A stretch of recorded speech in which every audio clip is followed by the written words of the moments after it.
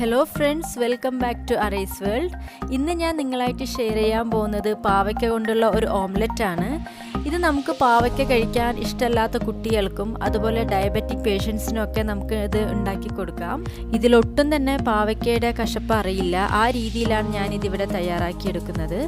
അപ്പോൾ ഈ ഹെൽത്തി ആയിട്ടുള്ള ഓംലെറ്റ് എങ്ങനെ തയ്യാറാക്കാൻ നോക്കാം. അതിനു മുന്നേ പുതിയതായിട്ട് ആരെങ്കിലും എൻ്റെ ചാനൽ കാണുകയാണെങ്കിൽ ഒന്ന് സബ്സ്ക്രൈബ് ചെയ്തേക്കണേ. കൂടെയുള്ള ബെല്ലൈക്കൺ കൂടെ ഒന്ന് ക്ലിക്ക് ചെയ്യണം. അപ്പോൾ ബെല്ലൈക്കൺ ക്ലിക്ക് ചെയ്യുമ്പോൾ നിങ്ങൾ ഓൾ എന്ന് തന്നെ ക്ലിക്ക് ചെയ്യണം. എങ്കിൽ മാത്രമേ ഞാൻ ഇതുപോലെ ന്യൂ വീഡിയോസ് ഇടുമ്പോൾ നിങ്ങൾക്ക് നോട്ടിഫിക്കേഷൻ വരുള്ളൂ. വീഡിയോയിലോട്ട് പോവാം. ഈ ഓംലെറ്റ് തയ്യാറാക്കാൻ വേണ്ടി ഒരു പാവയ്ക്കയുടെ 1/4 ഭാഗമാണ് ഞാൻ എടുക്കുന്നത്. ആദ്യം നമുക്ക് ഒരു 3 മുട്ട ബൗളിലേക്ക് ചേർത്ത് കൊടുക്കാം.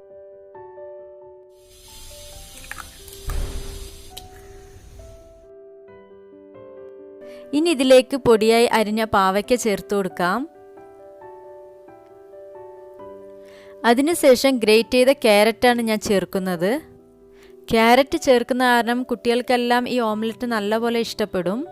ഇനി ഇതിലേക്ക് പൊടിയായി അരിഞ്ഞ സവോള ചേർത്ത് കൊടുക്കാം.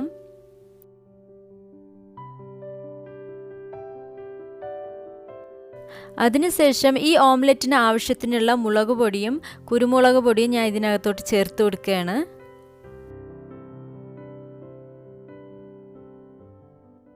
ഇനി നമുക്ക് ഒരു ടേസ്റ്റിന് വേണ്ടി പാവ് ഭാജി മസാല ചേർത്ത് കൊടുക്കാം. ഇനി അതില്ലെങ്കിൽ നിങ്ങൾക്ക് ഗരം മസാല ചേർത്ത് കൊടുത്താലും മതിയാവും. ഇനി ഈ മുട്ടയ്ക്ക് ആവശ്യത്തിനുള്ള ഉപ്പ് ചേർത്ത് കൊടുക്കാം. അതിനുശേഷം ഒരു 3 ടീസ്പൂൺ കോൺഫ്ലോറാണ് ഞാൻ ചേർത്ത് കൊടുക്കുന്നത്. ഇനി ഇതെല്ലാം നമുക്ക് നല്ലപോലെ ഒന്ന് മിക്സ് ചെയ്തെടുക്കാം.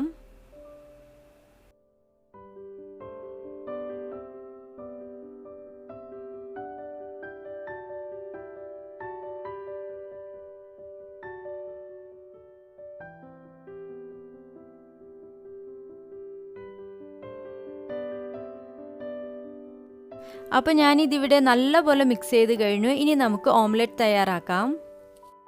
അതിനുവേണ്ടി പാനിൽ 1 സ്പൂൺ വെളിച്ചെണ്ണയാണ് ചേർത്ത് കൊടുക്കുന്നത്. എണ്ണ ചൂടായി വന്ന ശേഷം നമുക്ക് ഈ മിക്സ് ചെയ്ത് വെച്ച മുട്ട ഇതിനകത്തോട്ട് ചേർത്ത് കൊടുക്കാം.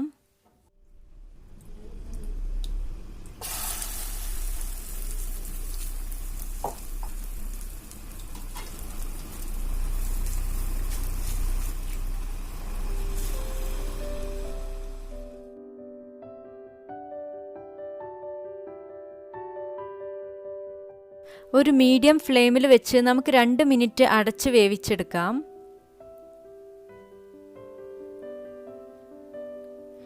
രണ്ട് മിനിറ്റിന് ശേഷം നമുക്കിതൊന്ന് തുറന്ന് മറിച്ചിടാം. അപ്പോൾ സൂക്ഷിച്ച് വേണം മറിച്ചിടാൻ, കുറച്ച് കട്ടിയായിട്ടുണ്ടാവും. ഇനി നമുക്കിത് 1 മിനിറ്റ് ഒന്ന് അടച്ച് വെച്ചിട്ട് വേവിച്ചെടുക്കാം. ഇനി ഇതുപോലൊരു പാത്രം കമിഴ്ത്തി നമുക്ക് ഈ ഓംലെറ്റ് എടുക്കാം.